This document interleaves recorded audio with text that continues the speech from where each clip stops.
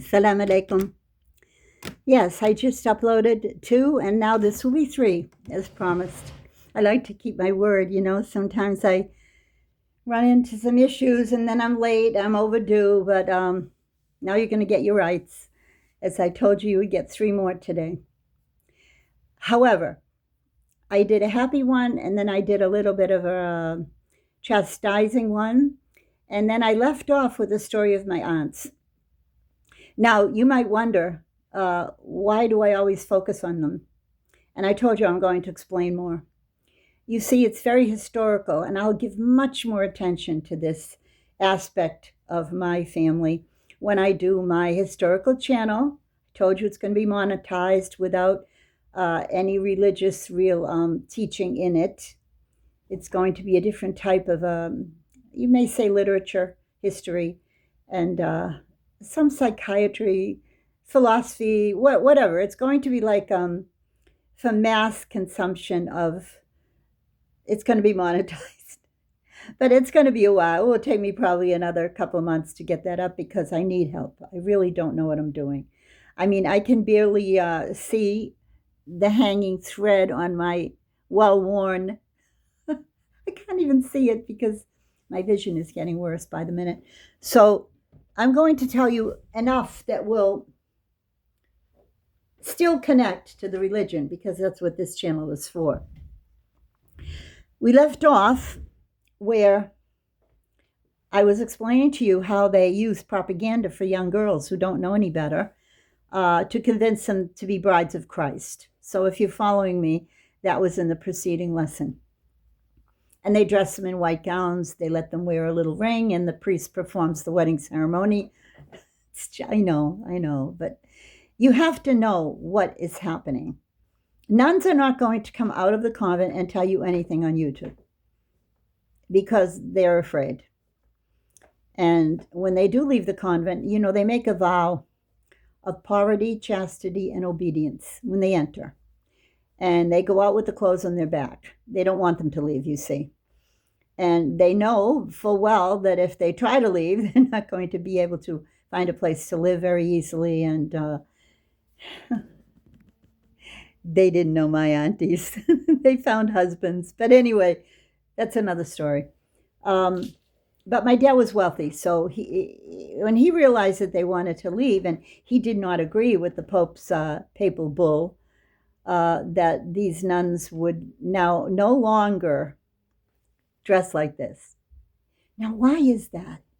That's what you're going to really enjoy with this expose of a very important chapter in church history, vis-a-vis America and the individual lives of the nuns in the convent. So there were various types of nuns. Many would be what's called cloistered, and that's the type that never goes out. And they have to have visitors behind a screen. They talk behind a screen. In the old days, of course, like Spanish times of 1500s, 1600s, they would wear niqabs. Yes, they wore niqabs. But they wouldn't even see humans. They could see their family once a year. But we're getting up now to the 20th century when my aunties were teaching nuns, and I explained what they taught in the previous video. And the whole issue is going to revolve around what happened to them when they decided to disobey and flaunt their disobedience. Not only did they not obey the Pope, but they left the convent because they knew that my dad would support them. And then when they left the convent, they both got married. And funny enough, one of them was considered the pretty one, and the other one was considered the pretty, but not as pretty as the other one. I don't want to say the names, but, this is what reality does to women. They categorize you according to your looks. It's the sad truth, and forever will it be. It was the one who was rather more plain that got married first. And then the other one, she took a position in a state college as the dean of students. And I just happened to be an undergrad at that time in my last year as a history major, my bachelor's degree. And I remember going to visit her. And I was, of course, enthralled by what she had done. I thought she was so brave, both of them. And it wasn't for that I went, though. I went to seek guidance on my my major because it was my last year, and we had to do a senior, I forget what they called it, a giant research project of our choice, and mine ended up being about my papa. See, I made a few lessons ago about my family, and so you know about my Papa Dan and his whole Peaky Blinders life, kind of a dramatic. Oh, I'm going to make you turn back. Turn back to the lesson about my family, about 4 lessons ago. You have to hear the whole thing because I don't want to waste time with it right now. But uh, the professor of that particular course, was extremely different. He was Portuguese American, and his family worked in the mills, Fall River in Rhode Island. And back in the day, his family was definitely blue collar laborers. So, when I met him, he's a professor of history. And it was the only course that I ever really chose. You have to take U.S. History 1 and U.S. History 2. Everyone has to.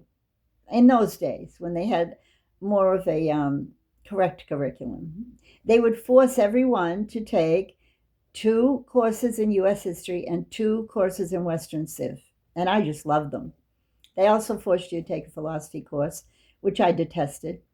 And but getting back to the essence of what I'm telling you about, this man, when he found out my grandfather's position in Boston, he said, "You must research your grandfather." Papa, we called him. My mom's side, her dad was called Papa.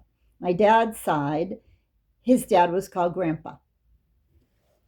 There's so much to be examined here. But anyway, I accepted. He said, "This will be a great senior thesis for you. You can go and find out things that are going to astound you if you really dig deep, and you should major in this." And he had known, he had known how much I was impressed by Arabs and Islam, because I used to talk about it, and this was before I was Muslim. He said, "I don't know what's this with you, with the Middle East and the Arabs and Islam, and you are a gem in the United States, in Boston, because of your heritage and your family, and the whole thing that I spoke about previously." So he confused me a bit, and I accepted to research that as my senior thesis in the history department.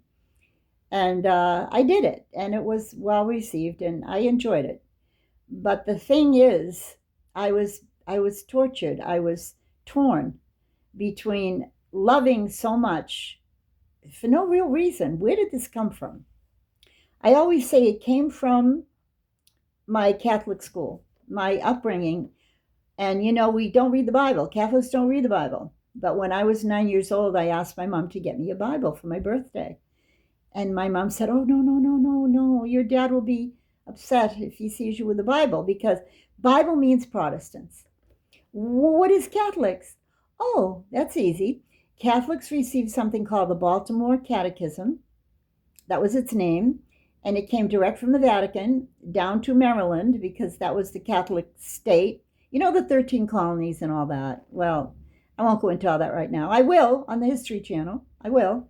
But as far as we knew, the Baltimore Catechism came direct from the hands of the Pope, and was all you'll ever need. In other words, it was similar to Al-Qaeda books, those little pamphlets coming out from Saudi Arabia about Tawheed, etc. Well, I didn't understand that back then, but I do now.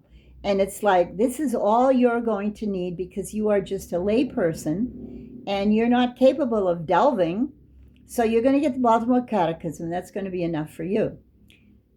And it was. Nobody ever questioned it except me. You see, when you put a spark in a person, you're not putting it. Allah puts it. Allah put it there. So when they used to take me on the travels to Cana and Galilee and Jerusalem and the whole story of Jesus, and they knew it in depth, their version of it. It was all over there in what is called Israel, because Israel was not a bad word until they made it into one. The word Israel means fighting in the path of Allah. So we would also have little illustrated primers for our, little grades of grade 1, 2, 3. And there would always be pictures of the desert with camels, with the Bedouin in their long clothes and, 120-degree weather, and their heads all wrapped up in turbans. And I just thought that was amazingly beautiful. Oddly, no one else ever cared, or it never struck anyone else. But for me, I kept thinking, these people are so cool.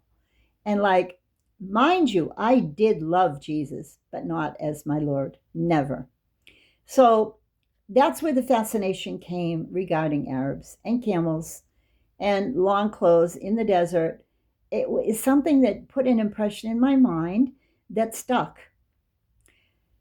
So then, as I got older, after I finished my senior thesis, while I was preparing it, I went to the dean of students, who was my Aunt Rose, after she quit the convent. And I remember walking in and looking at her like in normal clothing with her hair done nicely and a little tiny bit of makeup. And I hadn't seen her in a long time. And I just looked at her, she's my aunt. And I said, I was a little bit nervous. And I said, Aunt Rose, I've come to ask you a favor, because I know that they appointed you dean of students when you got your PhD, and I know that you've interacted with a lot of different scenarios, and my scenario is very different, and I hope that you'll guide me, because I always felt some goodness in that woman, holy. Well, they were not 25 years praying 6 times a day and night, and that'll do it.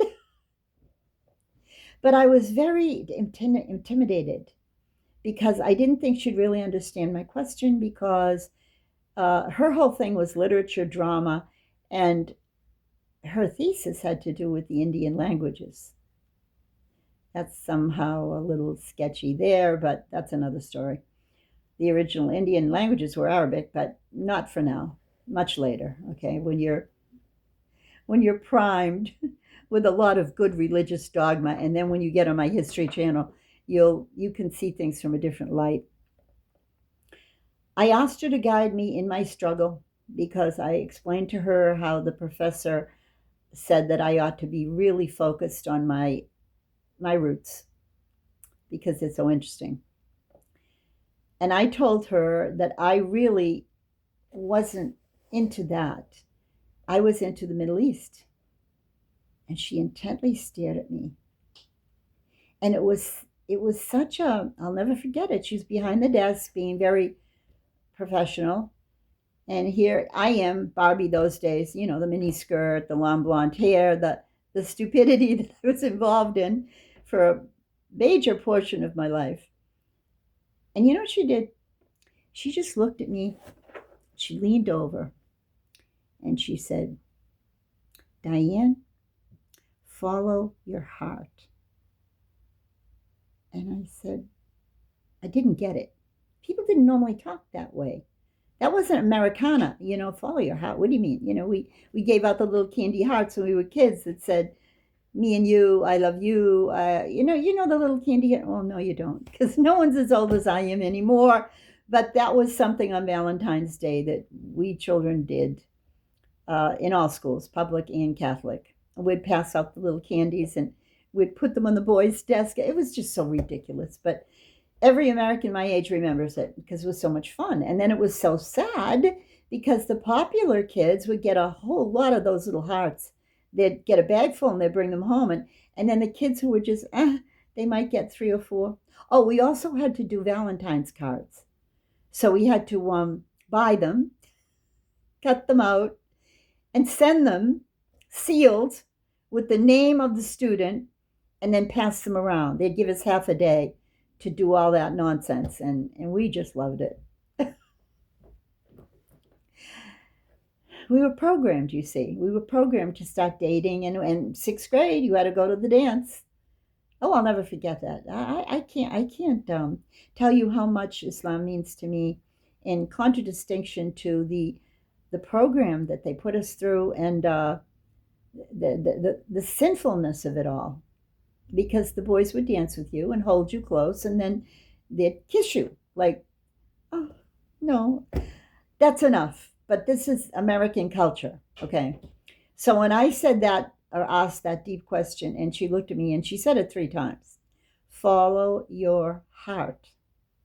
So I didn't want to appear ungrateful or ignorant, or I just said, oh, thank you, Aunt Rose, and I was a little nervous. I just wanted to leave.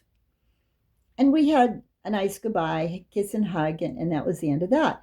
And I never really understood what she was talking about because I wasn't there yet. And that's why I say uh, the nuns weren't like the priests. The priests were totally brainwashed. And to the point where to tell them they can never marry is worse than to tell a woman she can never marry, because she already had the wedding with Jesus and the big white dress. And, women, they live in a fantasy half the time anyway. But to tell a man that he can never, ever get near a woman is downright satanic. Because what are they going to do? Well, let's not go there. We all know. I'm not saying every priest was a pedophile. I'm not saying every priest is a sinner. But a good amount, especially if you're Boston Irish. So now, am I done with the story of my aunt? No, I'm not done with the story of my aunt. When they both got married, one of them married an ex-naval officer who was never married before. And the other one married a man whose wife was institutionalized for mental illness. And he couldn't marry her until his wife died in the institution. And then they get married, and it doesn't matter which one was which. I'm just telling you something. Let's say it's pertinent. It's very pertinent. However, what I really want to tell you about is why they did that. This is the real, I'm going to make a whole probably 2-hour lesson on this when I do my history channel, but that occurred in the 60s. The 60s was when Camp David agreement was made at the last part of the 60s with Israel and Egypt, so-called peace treaty. And President Jimmy Carter was running around trying to square the circle between Jews and Arabs, and he really did his best. He did a lot, and he was, I always say may he rest in peace, because although he was a Christian, maybe he was a secret Muslim, because he was such a great guy. I only voted twice in my life. I voted for him. That was my one vote before I was Muslim. I voted for him because I felt he was a good man, and I loved his wife and his whole thing. I just liked him. And then the second time was President Obama, which I made a mistake. I was tricked because he was handsome and cool and eloquent and Harvard and all that. And little did I know that after he would be elected, he would sign the gay rights bill. Anyway, let's not go there. Let's stay with my point. My point is that in those 60s days, the president of Egypt was called Sadat.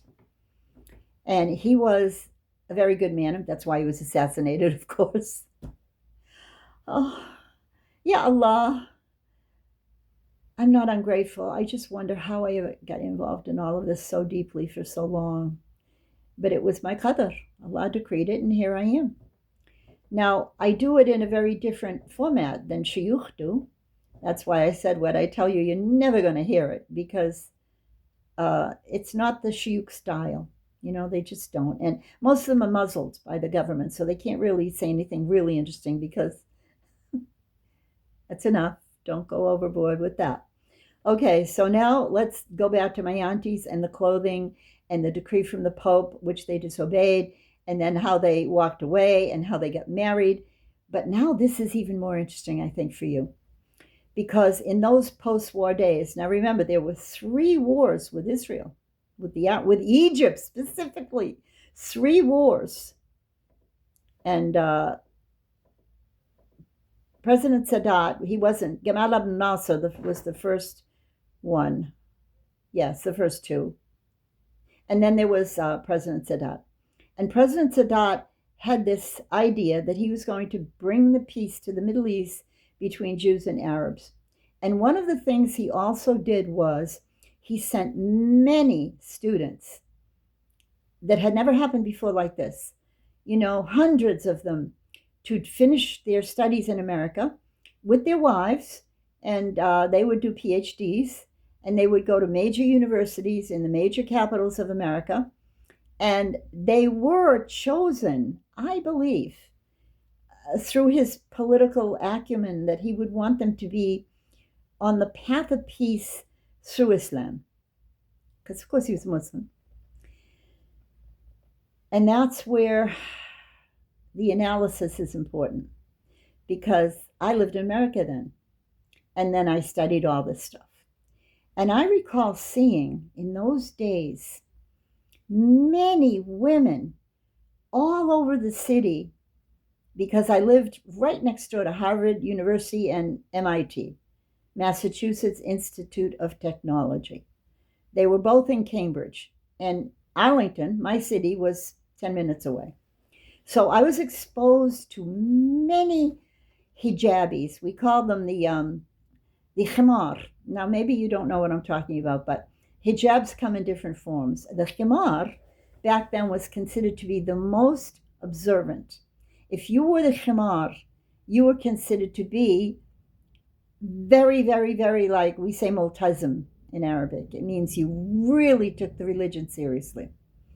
And it was a giant circle with space for your head cut out.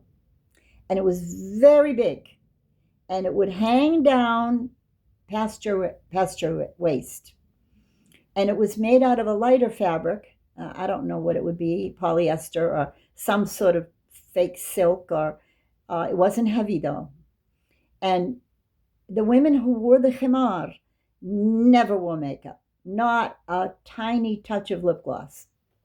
And then they would wear under it a blouse and a skirt. So in those days, that was the fashion, and they didn't wear the abaya like now. They wore those things. And I recall more than once seeing them, and they would always go out in groups, never alone, and not even twos. There would always be 3 or 4 of them together, because after all, they were foreigners, they were Egyptians, and their husbands were doing all the PhDs, and they were in university also, but they weren't making PhDs like the husbands. And I recall seeing them on the same street and passing nuns. And occasionally I would find them chatting niceties together. There were Muslim women in khimars and Catholic nuns. So what did that end up to? That's the period exactly when he said, no more habits. Habits are what nuns wear. They're not always black. My aunties were always black, and they had a white triangle. That's the sign of Sisters of St. Joseph.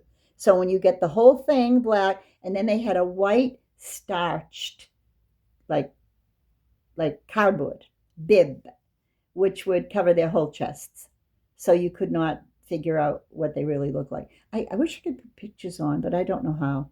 I will in the History Channel. So when he forbid that, I said right away, I said, oh, that Pope was politically astute. And even though he never married, he had a handle on women and what happens when women start to talk, especially religiously inclined women. So these types that wore this, it's called khimar, the big round with the head, and they were always wearing lighter shades, like white or beige or gray or brown. You wouldn't see the black back in the 60s. So I'm just going to leave you with that now, because that is what I wanted to follow up about things in general, Muslim-Christian dialogue, and how important it is that there is a sincere conversation, not like what I did my last lesson on, which was doomed from the outset. And do you know both of those aunties are in assisted living? They might have left assisted living, and now they're in hospice, because both of them are like 98, 99. But I'm down in Florida and they're way up there in Cambridge. So I wish I could see them, but how, I don't know. I wish I could just make dawah to them and Allah would guide them and they would die as Muslims. They're not in the same place. I don't have a car. Uh, I'm not rich enough to fly around. So, but Allah can do anything. He can do miracles. So I hope you enjoyed this lesson. It was a nice change, wasn't it, from the previous few? Inshallah. See you tomorrow. Assalamu alaikum wa rahmatullahi wa barakatuh.